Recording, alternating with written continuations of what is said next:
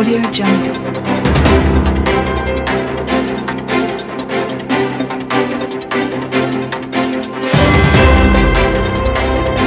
Audio Jungle.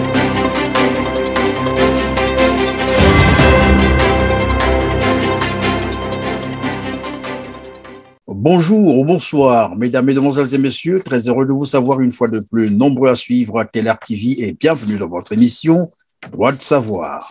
Au nombre des candidats dans la course à la magistrature suprême au Congo-Brazzaville annoncée pour mars 2021 figurait également Bonaventure Mbaya, que vous connaissez très bien, ancien ministre de la Jeunesse et des Sports, ancien maître assistant du CAMES, professeur d'université et président de Convergence citoyenne, qui annonçait le 15 janvier dernier à Brazzaville sa candidature avant finalement de renoncer à cette ambition. Que s'est-il passé exactement? En tout cas, il est seul à pouvoir nous expliquer les tenants et les aboutissants de sa dernière décision. Il est donc notre invité aujourd'hui, l'invité de Droit de savoir. Bonjour, Monsieur Mbaya. Bonjour, Terrain, bonjour. La Convergence citoyenne, c'est quoi exactement? Une association, un parti? Juste une dynamique qui prône les idées de Bonaventure Mbaya? La Convergence citoyenne, comme son nom l'indique, est une dynamique nationale. C'est vrai qu'il a fallu qu'elle soit enregistrée comme un parti politique, mais en réalité, c'est une dynamique qui concerne tous les citoyens congolais. C'est une convergence citoyenne. Il faudrait donc qu'on arrive à se mettre d'accord sur cette convergence qui doit consolider à la fois la concorde nationale et l'unité nationale. Et on ne peut pas parler de l'unité nationale si la concorde nationale n'est pas respectée. Vous verrez que le logo de la convergence citoyenne, c'est un maïs. Le maïs, tel qu'il existe naturellement, c'est des grains de maïs qui sont collés contre un noyau. Le noyau, c'est la nation, et les grains qui sont collés à la nation, ce sont les citoyens. Et vous verrez que lorsque vous regardez un maïs, tous les grains n'ont pas toujours la même couleur. Il y a des grains qui sont jaunâtres, il y en a d'autres qui sont plus ou moins roux. Et vous voyez que cette différence de coloration des grains du maïs portés par le même épi de maïs révèle un peu la différence ethnique qu'il y a dans une nation. Et les grains de maïs sont tous collés au noyau du maïs qui représente la nation. Nous pensons que les pouvoirs tels qu'ils existent au Congo depuis un certain temps, et notamment celui d'aujourd'hui, le pouvoir du PCT, a tribalisé le pays et a totalement, en quelque sorte, incriminé aujourd'hui nos frères Mboshi, parce que tout le monde croit que les frères Mboshi sont responsables de la crise actuelle et de la crise qui secoue le Congo, alors qu'en réalité, ce sont les élites politiques d'origine Mboshi qui instrumentalisent les tribus. Et quand on regarde de très près, on se rend compte que parmi les Mboshi, il y a des Mboshi qui souffrent aussi de cette mauvaise gouvernance des élites originaires du groupe Mboshi. Donc, c'est pour cela que nous, à la Convergence citoyenne, nous pensons qu'il faut resserrer l'unité nationale, il faut revisiter la concorde nationale pour que le peuple soit à nouveau uni et qu'on puisse respecter l'idée qui avait été évoquée par les pères de l'indépendance, le président Fulbert Youlou et Jacques Opango, qui avait estimé déjà en 1960 que le Congo devrait être une nation, certes plurielle, mais résolument unie et indivisible. Monsieur Bonaventure Mbaya, toujours entre les lignes, est-ce que l'on peut penser que c'est une nouvelle manière de faire la politique ou bien pour des raisons professionnelles? C'est les deux. C'est une nouvelle manière de faire la politique. Il faut que désormais les Congolais puissent se retrouver dans l'idéal qui avait été évoqué par la Conférence nationale souveraine. Or, le retour du Parti congolais du travail au pouvoir en 1997 par le coup d'État qui avait renversé le président Pascal Lissouba, le PCT est revenu, il a fermé la parenthèse de la démocratie qu'avait ouverte la conférence nationale et ils ont réinstallé le PCT comme parti-État qui fonctionne désormais en essayant d'atomiser les partis démocratiques et en atomisant ces partis démocratiques, créer à l'intérieur de ces partis des tendances qui sont favorables au Parti congolais du travail. C'est comme ça que nous avons vu que tous les grands partis démocratiques issus de la conférence nationale, que ce soit le MCDDI, que ce soit l'UDR-Mwinda, que ce soit l'UPADES ou le RDPS de Tister Chikaya, tous ces partis ont connu l'atomisation organisée par le Parti congolais du travail et des tendances à l'intérieur de ces partis ont préféré rejoindre le Parti congolais du travail qui ne veut plus, en quelque sorte, fonctionner comme un parti démocratique, mais comme un parti dictatorial qui impose sa volonté à toute la nation sans que la démocratie ne soit effectivement appliquée. Face à cette réalité que vous connaissez très bien, pourtant, cela ne vous a pas empêché d'annoncer votre candidature, même si après, vous avez renoncé. Qu'est-ce qui avait motivé votre candidature? Ce qui a motivé ma candidature à la présidence, c'est la volonté de restaurer la démocratie telle que nous l'avions initiée pendant la conférence nationale et telle que nous avions géré l'installation de la démocratie pendant la transition avec le président André Milongo et comment pendant cette transition, nous avons également organisé des élections crédibles et transparentes qui ont permis au président Pascal Lissouba, par exemple, d'être élu démocratiquement sans qu'il y ait eu des contestations en tant que tel. Donc, j'ai annoncé cette candidature parce que je suis également membre d'un réseau international, le réseau de l'Internationale socialiste et de l'Alliance progressiste internationale, qui souhaite qu'en Afrique centrale, tous les pays de la sous-région puissent accéder à une gouvernance démocratique telle que ça avait été en quelque sorte souhaité et imposé par un autre membre de l'Internationale socialiste, le président François Mitterrand, avec la conférence de la Baule, où il avait demandé à tous les États africains de devenir des pays démocratiques. Cette décision mettait un terme à ce qui existait à l'époque sur le continent africain, c'est-à-dire le pouvoir des partis uniques et des partis États. Ce que le PCT a voulu gommer au Congo-Brazzaville en revenant au pouvoir par les armes et en imposant désormais un processus électoral qui n'a rien de démocratique. Le réseau international auquel j'appartiens m'avait demandé donc de me présenter à l'élection présidentielle et de poser les conditions d'une élection crédible, transparente. Et pour cela, j'ai annoncé cette candidature, mais en posant les conditions de transparence et de crédibilité qui devaient me permettre de confirmer la candidature.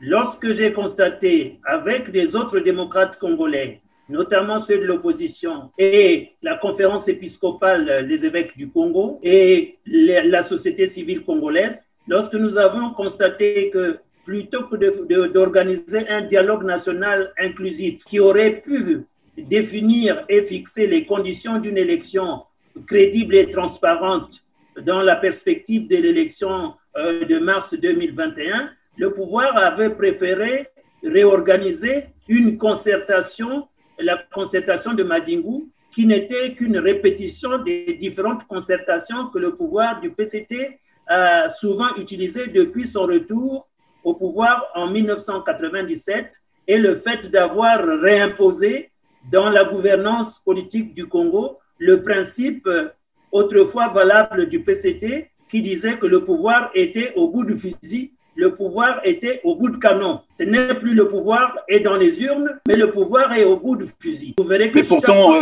mais Monsieur Maya, pendant que vous parlez du pouvoir au bout du canon, pourtant là, il y a une élection qui est prévue en mars 2021. On ne peut plus parler du pouvoir au canon. Mais on dit toujours cela pour satisfaire la communauté internationale et les observateurs, mais on saura que ce n'est pas un pouvoir au bout du canon. Lorsque le jour où on va publier les résultats de l'élection, il n'y aura pas de coup de feu, il n'y aura pas d'arrestation, il n'y aura pas de prisonniers politiques. Sinon, on va encore réenvahir certaines régions, certains départements comme on le fait chaque fois. Ça va être le pool qui risque encore de payer parce qu'en 2016, le pouvoir a encore fait envahir le pôle par des militaires qui ont massacré les populations, qui ont brûlé des villages. L'élection avait été contestée, les résultats avaient été trafiqués Et la conséquence de tout ça, ça a été des morts et des prisonniers politiques. Mais est-ce qu'on peut penser que c'est en prévoyant que toutes ces raisons évoquées ont fait que vous renoncez à votre ambition, notamment à votre candidature pour la course à l'élection présidentielle? J'ai renoncé à ma candidature parce que mon réseau international, qui me soutenait justement pour cette candidature, a estimé que les conditions de transparence et de crédibilité d'une élection présidentielle n'étant pas réunies parce que le pouvoir a préféré créer deux corps électoraux, un corps électoral des militaires et un corps électoral des civils, mais qui a la maîtrise du nombre de militaires qu'il y a au Congo? Et qui peut apporter la preuve que les militaires qui font partie du corps électoral sont tous des militaires? Et pourquoi les militaires vont-ils voter en dehors, donc le 17 mars, avant les civils? Et qu'est-ce qui nous prouve que ces militaires qui vont voter en tant que militaires le 17 mars ne vont pas revoter le 21 mars en tant que civils? Tout ça, ça devait être un problème, disons une décision consensuelle si on avait eu un dialogue national inclusif. Nous savons aujourd'hui que le corps électoral n'est pas crédible. On n'a pas fait un nouveau recensement général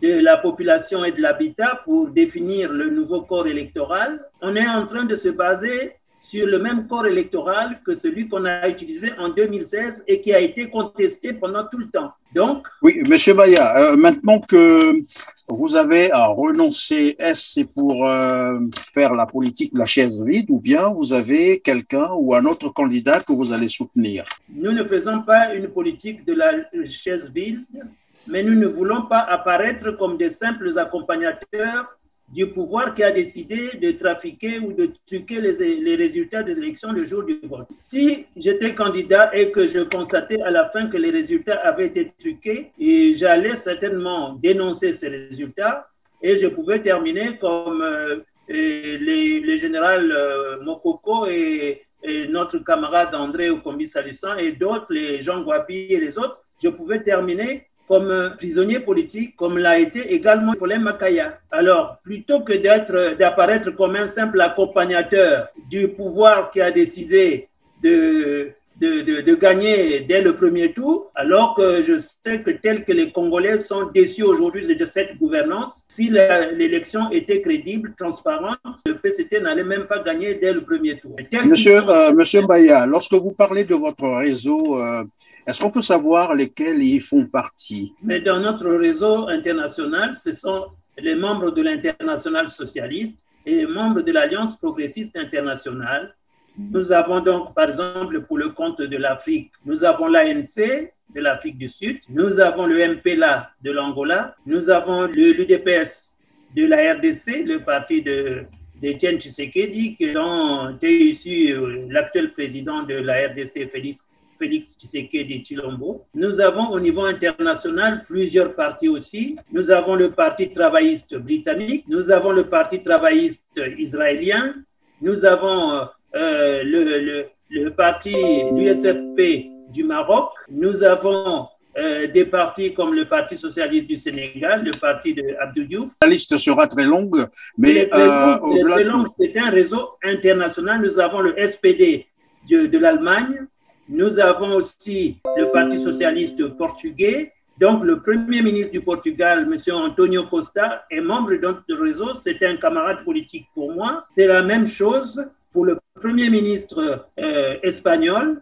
C'est aussi un membre de notre réseau international. Le premier ministre suédois, Stefan Löfven, c'est un membre de notre réseau international. Nous avons aussi celui qui a été premier ministre de la Belgique, Charles Michel, c'est aussi un membre de notre réseau international. Antonio Guterres, Monsieur Mbaya, secrétaire général des Nations Unies, et membre de notre réseau international, oui. Alors, Monsieur Mbaya, maintenant qu'ils vous ont demandé de renoncer, qu'est-ce qu'ils vous conseillent de faire après? Nous allons observer comment l'élection d'abord va se dérouler et quelle va être l'attitude de ceux qui ont décidé de se porter candidat. Mais pour nous, cette élection ne sera pas crédible parce que ça sera organisé comme a été organisée l'élection de 2016. Nous n'allons pas croire les résultats qui seront publiés seront le reflet de ce que attendent les Congolais aujourd'hui. Oui, mais Monsieur Bonaventure Mbaya, nous savons que depuis des décennies, les élections organisées par le pouvoir en place n'ont jamais été crédibles, jamais transparentes.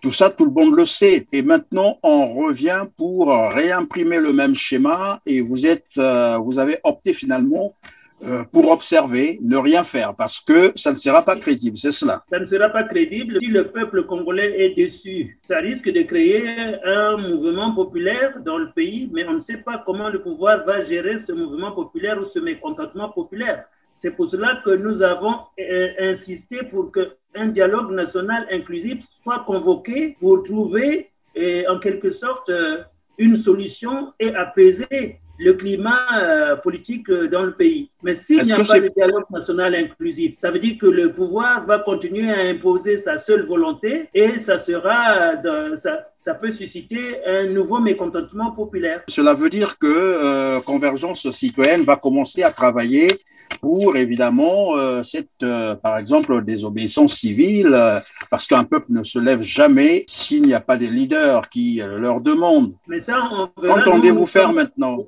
Nous sommes à l'opposition. Il y a aujourd'hui, dans le cadre de la Convergence citoyenne, beaucoup de compatriotes de tous les départements du pays qui pensent qu'il faut qu'on continue à exiger le dialogue national inclusif pour que l'élection qui est prévue au mois de mars ne se termine pas comme l'élection de 2016 dans les coups de feu avec des victimes et des gens qui vont se faire arrêter. Maintenant que vous avez décidé finalement de ne plus partir parce que vous pensez que l'élection ne sera pas du tout crédible, ce que tout le monde sait d'ailleurs, qu'entendez-vous faire exactement, concrètement? Qu'est-ce que vous comptez faire maintenant? Nous allons d'abord nous réunir au niveau de l'opposition et de tous ceux qui pensent que l'élection ne sera pas crédible. Nous allons discuter ensemble et on décidera ensemble de ce qu'il faudra faire si le pouvoir insiste à vouloir faire une élection de façade, une mascarade électorale. Ça risque de créer une crise et ça va encore créer des situations qui risquent de ressembler à ce que nous voyons actuellement en Centrafrique ou de ce que nous voyons qui risque de se passer au Tchad bientôt ou qui risque de se passer au Gabon ou dans tous ces pays où les partis qui sont au pouvoir, au lieu de procéder de manière démocratique, préfèrent procéder de manière dictatoriale. Ils imposent des systèmes qu'ils ne partagent pas avec les autres démocrates ou avec les autres forces politiques ou les autres forces vives de la nation. Je disais d'emblée que M. Mbaya, on le voit par ici, par là, toujours entre les lignes. Ça veut dire que vous avez beaucoup de contacts à l'extérieur. Et qu'est-ce que vos amis vous disent? Est-ce que la communauté internationale, de par les personnes que vous venez de citer, les structures, les partis politiques, est prête à vous accompagner dans votre combat? Oui, la communauté internationale est prête à nous accompagner dans notre combat. Monsieur Mbaya, comment vous entendez donc fédérer les forces vives de la nation pour faire un contrepoids contre le régime de Brazzaville? Mais nous allons voir cela puisque au niveau de la fédération de l'opposition, on venait de tenir une troisième convention où on a abordé toutes ces questions. Eh bien, on va d'abord voir qu'est-ce que le pouvoir va décider d'ici le mois de mars où il a prévu de tenir les élections. Mais nous pensons qu'il faut que le dialogue national inclusif puisse se tenir si on veut aller correctement à ces élections. Sinon, à ce moment-là, l'opposition fera une déclaration, effectivement, et s'adressera au peuple congolais. Pour le moment, je n'ai pas encore le mandat de dire qu'est-ce qu'on va faire. Vous travaillez sur la sécurité, dont la sous-région. Il nous a été rapporté la présence de plus de 600 soldats, dont la partie sud du pays, notamment dont le pôle est comme d'habitude d'ailleurs et comme par enchantement. Avant l'élection, on nous parle donc de ces troupes dont le pôle. Est-ce que vous avez eu cette information vous aussi? Mais cette information, nous l'avons parce que les militaires, ils ne vont pas en cachette dans le pôle. Ils sont dans des véhicules. Donc, quand les véhicules militaires circulent dans le pôle, on les voit, ça alerte la population, ça alerte l'opinion. Et on ne comprend pas pour quelle raison c'est dans le pôle qu'on envoie ces militaires-là. Est-ce que le pôle a déjà décidé un soulèvement populaire. Personne dans les acteurs politiques n'a jamais prôné un soulèvement populaire pour le compte du pool. Mais pourquoi c'est le pool qui doit toujours payer le lourd tribut pour des situations qui sont créées par le pouvoir? Donc là, nous sommes en train d'observer ce qui se passe. Les militaires sont en train d'être réinstallés dans le pool. Mais une chose qui nous choque, nous, les cadres politiques et militaires du pool, c'est que les militaires qu'on envoie dans le pool ne dépendent pas, ne sont pas sous l'autorité du commandant de la zone militaire du pool. Le pool est une zone militaire, avec un commandant de la zone militaire. Mais comment peut-on placer des militaires dans une zone militaire où il y a un haut commandement local, sans que les militaires qu'on place là ne soient sous le contrôle, ni sous l'autorité du commandant de zone? Ça veut dire qu'on veut encore recréer des incidents dans le pool. Et ça, on ne peut pas accepter cela parce que les populations du pool sont vraiment traumatisées par tout ce qu'elles ont vécu depuis que le PCT est revenu au pouvoir. Depuis 1998, le pool est victime d'interventions militaires, d'atrocités. Nous apprenons qu'il est mieux de prévenir que de guérir. Et maintenant que vous avez en votre possession cette information, sinon vous la maîtrisez d'ailleurs beaucoup mieux que nous, qu'est-ce que vous êtes en train de faire puisque vous travaillez, comme je l'ai dit d'ailleurs, sur la sécurité dans la sous-région? Est-ce que cette question du pool est souvent évoquée dans vos conférences ou dans vos réunions de travail? Dans nos conférences, nous évoquons cela. Nous avons évoqué cela avec la MONUSCO. Nous avons évoqué cela avec notre secrétaire général des Nations Unies qui est membre de notre réseau, avec Antonio Guterres. On ne peut pas comprendre pourquoi, dans un pays, l'armée nationale va envahir un département qui est peuplé par des habitants du pays. Il n'y a pas eu une armée étrangère qui est arrivée là pour attaquer le Congo. Il n'y a pas sur place non plus une rébellion qui est montée contre le pouvoir en place. Mais pourquoi on va envoyer des militaires dans le pool pour aller traumatiser et détruire les villages? Mais est-ce que c'est des questions que vous discutez aussi avec vos amis originaires du pool? Nous discutons cela très souvent avec nos amis, mais ceux qui sont les partenaires du pouvoir en place, ils ne veulent pas discuter de ça. Discuter de ça et eux, ils deviennent les complices communs des fils du pool, cadres politiques, et membres de la majorité au pouvoir, laissent leur département être malmené, être détruit, traumatisé par les forces armées, sans chercher à trouver des solutions. Ils sont passifs, ils sont tranquilles, et même ceux qui sont députés, qui sont au Parlement, aucun groupe parlementaire animé par des originaires du pool n'a soulevé ce problème au Parlement pour essayer de trouver une solution. C'est à voir que tout ce monde-là est manipulé par le pouvoir. Parce qu'un parlementaire élu du pool devrait avoir la possibilité de soulever le problème de la sécurité du pool au Parlement, parce que ça fait partie des missions des députés ou des sénateurs. Mais quand ils ne le font pas, ça veut dire qu'ils sont au service du pouvoir et ils continuent de siéger au Parlement et au Sénat dans les institutions gérées par le pouvoir actuel sans poser les problèmes qui préoccupent les populations du pool. Monsieur Mbaya, nous savons que généralement les élections au Congo-Brazzaville sont source des conflits, vous venez d'ailleurs de le rappeler, et maintenant nous y allons encore, malgré ce que l'opposition est en train de dénoncer, vous également. Le pouvoir en place pratique ce qu'ils appellent généralement par le chien à bois, la caravane passe, et vous avez même dit, vous vous êtes d'ailleurs inquiété qu'il y ait à la fin finalement, à l'issue de cette élection, encore des arrestations, des tueries exactes.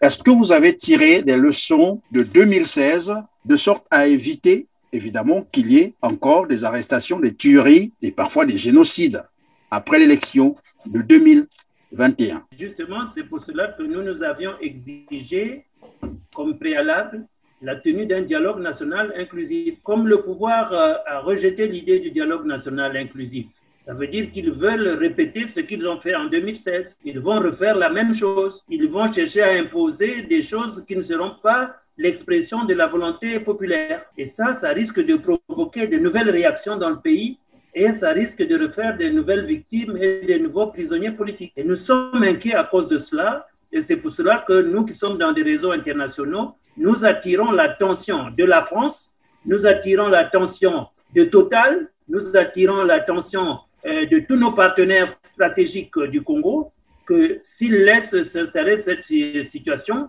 il va y avoir bientôt ici au Congo un sentiment anti-français qui va voir le jour. Nous qui sommes les amis de la France, nous trouvons que c'est anormal. Il faut donc qu'on impose le dialogue national inclusif. Vous avez probablement suivi la déclaration des évêques du Congo-Brazzaville, une déclaration qui fait écho jusqu'à aujourd'hui.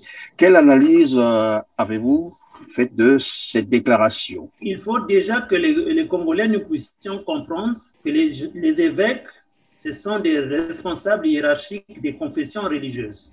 Ce sont donc des autorités morales pour le pays et pour les croyants qui sont dans le pays. Les évêques, depuis toujours, ont toujours interpellé le pouvoir actuel. Presque chaque année, les évêques font des déclarations dans lesquelles ils demandent au pouvoir actuel de pouvoir à la fois fonctionner démocratiquement, de pouvoir à la fois accepter l'idée de dialogue national inclusif pour reconsolider l'unité nationale et la concorde nationale. Mais chaque fois que les évêques font ces discours, on a l'impression que ceux qui nous dirigent ne sont pas des chrétiens parce qu'ils devraient écouter et essayer de voir comment exécuter ou comment appliquer ce que la hiérarchie de l'Église propose aux dirigeants du pays. Nous avons soutenu et nous avons adhéré à ce que les évêques ont déclaré parce que ça a coïncidé à ce que nous étions en train d'exiger également du pouvoir.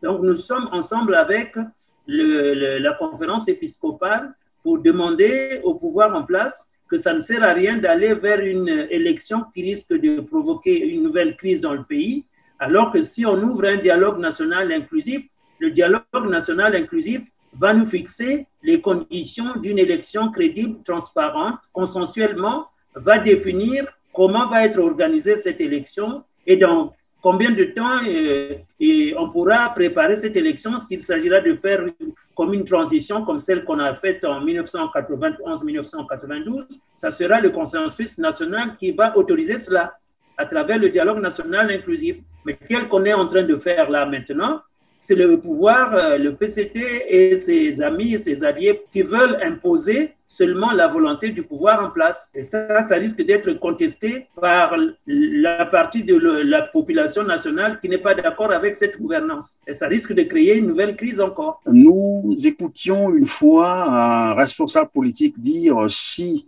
le rat du jardin se retrouve dans le garde-à-manger en train de voler le fromage, c'est que c'est la souris qui a dû l'y amener. Et s'il vous était demandé de vous adresser, par exemple, à vos amis, responsables politiques, originaires du pôle, j'insiste là-dessus, pour éviter que le pôle ne soit encore victime des mêmes atrocités, comme nous le savons, après les élections, que leur diriez-vous?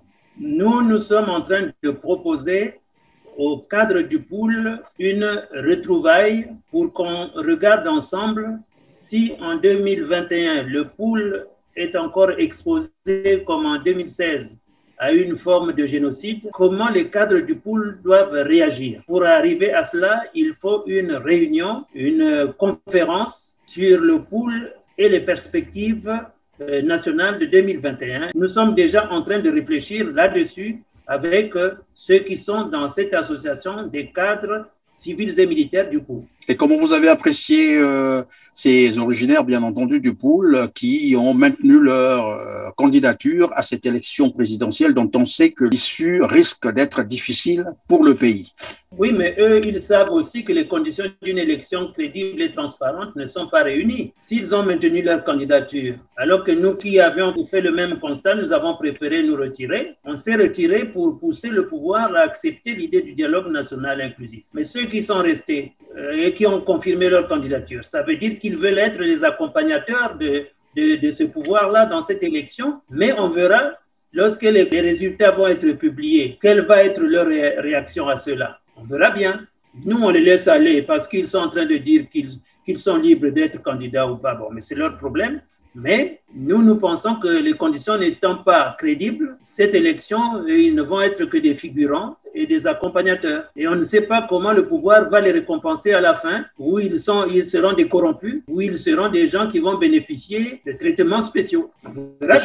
Monsieur Bonaventure Mbaye, avant d'arriver sur notre plateau, vous rentrez d'une mission, c'est ce que vous avez semblé nous dire. Vous rentrez donc de Kinshasa. On peut savoir de quoi s'est-il agi? Votre mission a porté sur quoi exactement? Notre mission a porté sur, d'abord, le principe sur lequel nous avions demandé à Félix pour stabiliser la RDC. Il fallait qu'il puisse développer ce que nous avons appelé une union sacrée de la nation. Le principe de l'union sacrée de la nation, c'est la même chose que le principe de la convergence citoyenne. Et une fois que le principe de l'union sacrée de la nation se met en place, eh bien, la concorde nationale devient un instrument principal de la gouvernance.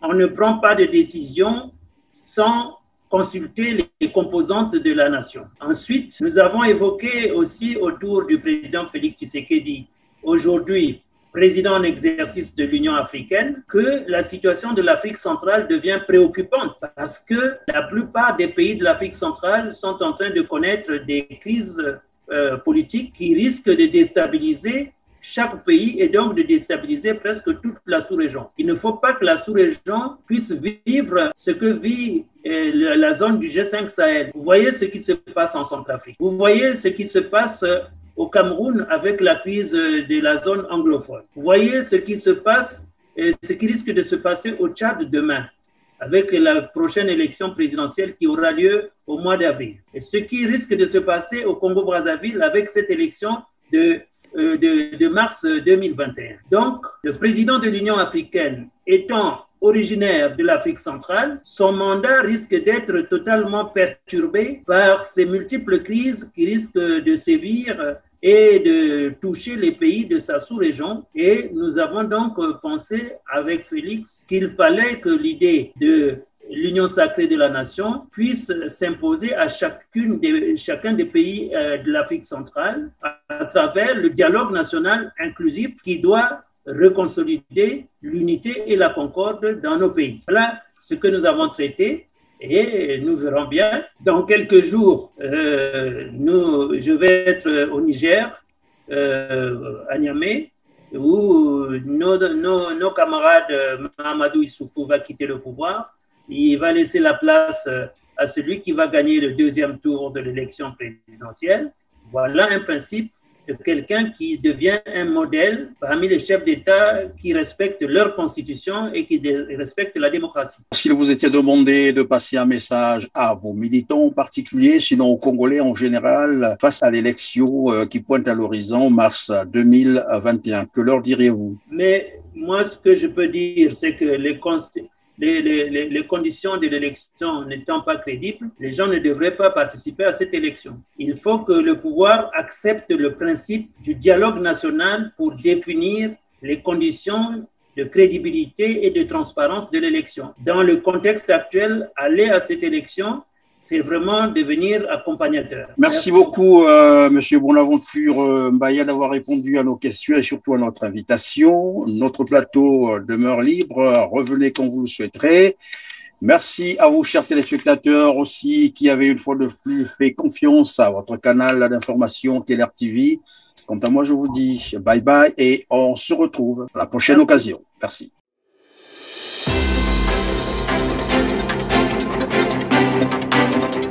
Audio Jungle.